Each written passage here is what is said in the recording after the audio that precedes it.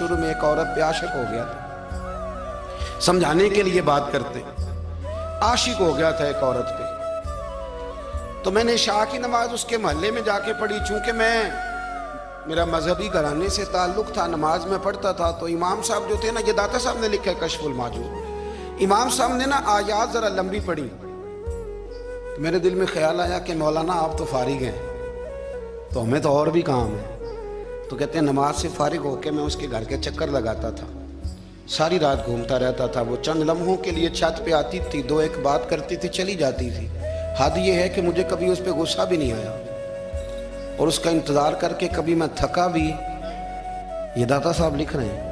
حضرت عبداللہ ابن مبارک فرماتے ہیں ایک رات میں گیا، اسی طرح میں نے نماز پڑھی، پھر میں اس کے گھر گیا. میں ساری رات، سردیوں کی ٹھنڈی رات، 11-12 گھنٹے اس کے گھر کا طواف کرتا رہا، معاذ اللہ چکر لگاتا رہا. آدھی رات کو سحری کے وقت وہ چھت پہ آئی 1 منٹ کے لیے، اور کہنے لگی گھر میں مہمان بہت زیادہ ہیں، آج بات نہیں ہو سکے گی. حضرت عبداللہ ابن مبارک فرماتے ہیں کہ میں جب واپس لوٹا تو نہ مجھے اس پہ غصہ تھا، نہ مجھے تھکاوٹ تھی، بلکہ میرے دل کے اندر اس کے لیے محبت بڑھ رہی تھی. میں کہہ رہا تھا کتنی اچھی ہے بیچاری، اتنے راش میں بھی اور اتنی مجبوری میں بھی 1 منٹ کے لیے چھت پہ آئی ہے، پھر بھی مجھے اس سے پیار بڑھ رہا تھا. کہتے ہیں جب میں تھوڑا آگے بڑھا تو فجر کی اذان ہو رہی تھی. یکدم میرے اندر سے آواز اٹھی. میں نے کہا عبداللہ، اگر تو ایک عورت کے لیے ساری رات کھڑا رہتا ہے، نہ تھکاوٹ ہوتی ہے، نہ غصہ آتا ہے، بلکہ پیار بڑھتا ہے، اگر عورت کے لیے بندہ کھڑا رہ سکتا ہے تو رب رسول کے لیے بھی کھڑا رہ سکتا ہے.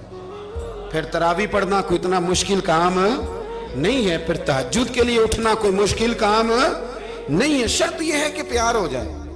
ایک عورت کے لیے اگر یہ سارا کچھ ہو سکتا ہے تو اللہ رسول کے لیے بھی ہو سکتے ہیں. فرماتے ہیں میں نے توبہ کر لی، اور پھر میرا حال یہ ہے کہ وہ توبہ کی، اور پھر 60 سال گزر گئے، ساری رات مصلی پہ کھڑا رہتا ہوں، مجھے کبھی تھکاوٹ نہیں ہوئی.